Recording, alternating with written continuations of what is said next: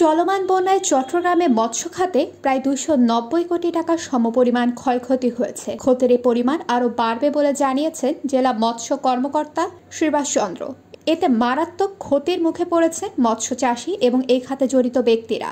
শ্রীবাস চন্দ্র online সংবাদ মাধ্যম বাংলা ট্রিবিউনকে জানিয়েছেন, চট্টগ্রামে 5,541 হেক্টর জমির 16,864টি মাছ চাষের পুকুর ক্ষতিগ্রস্ত হয়েছে।